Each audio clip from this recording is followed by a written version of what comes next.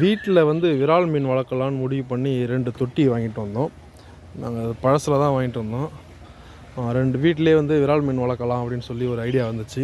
அதுக்காக 2 தொட்டி சூஸ் பண்ணி வாங்கிட்டு வந்திருக்கோம்.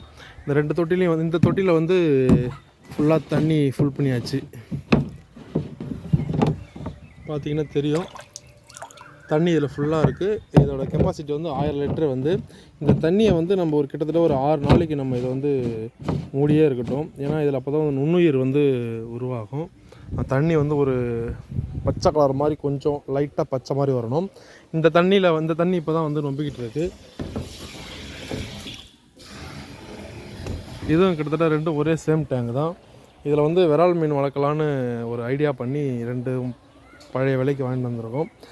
இதில் வந்து இந்த தண்ணி வந்து க்ரீன் கலர் மாறின உடனே இதில் மீன் வாங்கிட்டு வந்து விட வேண்டியதான். அந்த மீனை நான் விடும்போது உங்களுக்கு வீடியோ போடுறேன். இதுக்கு வீட்டில் வளர்க்குறது எப்படின்னு எனக்கு தெரியல.